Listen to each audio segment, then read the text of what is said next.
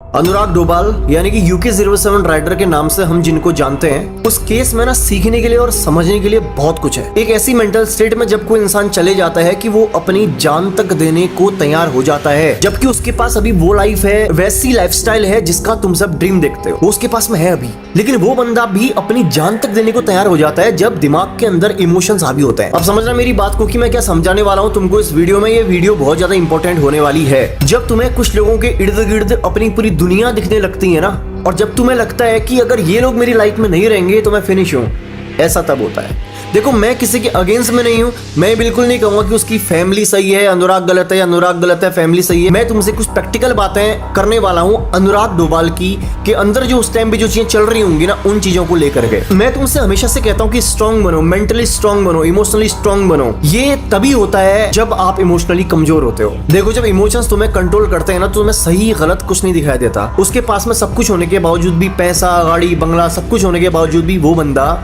अपनी जान देने को जा रहा है। सोचो उसकी मानसिक स्थिति क्या होगी उस टाइम पे। ये होता कब है? जब तुम दूसरों से एक्सपेक्टेशन रखते हो। देखो, मैं ये नहीं कह रहा हूं कि एक्सपेक्टेशन रखना गलत है, लेकिन जब तुम दूसरों से एक्सपेक्टेशन रखते हो, जब तुम समझते हो कि जब दूसरे हैं तब तुम्हें जिंदा रहना चाहिए, जब दूसरे तुम्हारे जीने की वजह हैं, ये तुम्हारे साथ में तब होता है। अल्टीमेटली तुम्हारे अलावा तुम्हारा साथ कोई भी नहीं देगा। मेंटली स्ट्रांग बनना मेरे दोस्त जिंदगी में, चाहे तुम्हारे माँ बाप हो, तुम्हारे भाई बहन हो, चाहे तुम्हारे दोस्त हो, कोई भी हो, लोग तुम्हारा साथ दे सकते हैं, लेकिन तुमसे ज्यादा तुम्हारा साथ कोई नहीं दे सकता। इसलिए लाइफ में मेंटली स्ट्रांग बनना जरूरी है। जो इंसान तुम्हारी वैल्यू नहीं करता, उस इंसान की वैल्यू करने की जरूरत बिल्कुल नहीं है, चाहे वो कोई भी हो।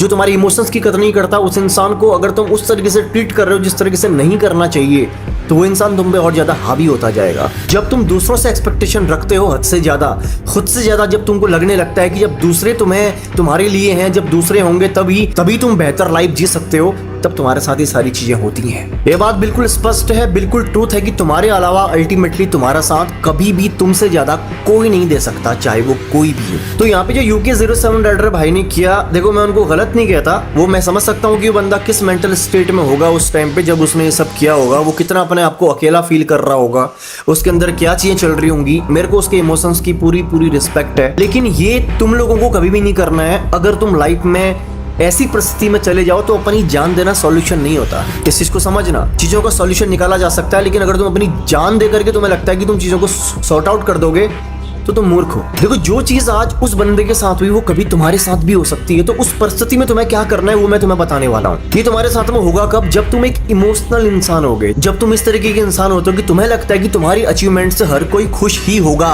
तुम्हारी सफलता से हर कोई खुश ही होगा। जरूरी बिल्कुल नहीं है कि अगर तुम दूसरों की खुशी में दिल से शामिल होते हो तो दूसरे भी तुम्हारी खुशी में तुम्हारी खुशी को वैसे सेलिब्रेट करें जैसे कि तुम उनकी खुशी को करते हो। दुनिया बहुत अलग है, बहुत ज्यादा अलग है, और तुमको प्रैक्टिकल इंसान बनना है। कभी भी अपने इमोशंस को इतना अपने ऊपर हावी मत होने देना कि किसी इंसान के अंदर तुम्हें अपनी दुनिया दिखने लगे, तुम्हें लगने लगे कि अगर वो इंसान, वो लोग तुम्हारी लाइफ में नहीं है तो तुम फिनिश हो। ये थॉट ही आने से तुम फिनिश हो जाते हो, मेरी बात को ध्यान रखना। तो सिर्फ तुम ही हो जो अपनी लाइफ को कंट्रोल कर सकते हो, अपने डिसीजंस को कंट्रोल कर सकते हो। तुम्हारे लिए क्या सही है, क्या गलत है, इस चीज की तुम्हें खुद के लेवल पे समझ होनी बहुत जरूरी है। तो दूसरों से ये एक्सपेक्टेशन रखना कि मेरी खुशी में दूसरे भी दिल से खुश होंगे, ये गलत है। अपने बारे में सोचो, किसी की अगर मदद करनी है तो कर दो, लेकिन बदले में एक्सपेक्टेशन मत रखो कि वो भी तुम्हारे लिए कुछ करेगा, क्योंकि ये चीजें तुम्हें एक इमोशनल ट्रैप में डाल देंगी। जब तुम लोगों से उम्मीद करने लगते हो कि वो तुमसे प्यार करें, वो भी तुमसे मोहब्बत करें, जरूरी नहीं है। ये हर इंसान का दिमाग अलग तरीके से चलता है, हर इंसान के अंदर अलग तरह की फीलिंग्स होती हैं। ये बिल्कुल जरूरी नहीं कि तुम अगर किसी इंसान को दिल से मान रहे हो तो वो भी तुम्हें उतना ही माने जितना कि तुम मान रहे हो। हर इंसान दुनिया में अपने स्वार्थ के हिसाब से चलता है, हर कोई तुम्हारे ही जैसा हो ये जरूरी नहीं है। तो लोगों से उतनी उम्मीद रखो जितनी की जरूरी हो। हद से ज्यादा उम्मीद तुम्हें अकेला कर देगी एक दिन, क्योंकि जब उम्मीदें पूरी नहीं होती है ना, जब एक्सपेक्टेशंस फुलफिल नहीं होती है ना, तो फिर बहुत दिक्कत होती है। तो वीडियो बनाने का मकसद मेरा ये है कि तुम्हें इमोशनल नहीं बनना है, तुम्हें प्रैक्टिकल बनना है, तुम्हें चीजों को दिमाग से काम लेना है, मेंटली स्ट्रांग बनना है।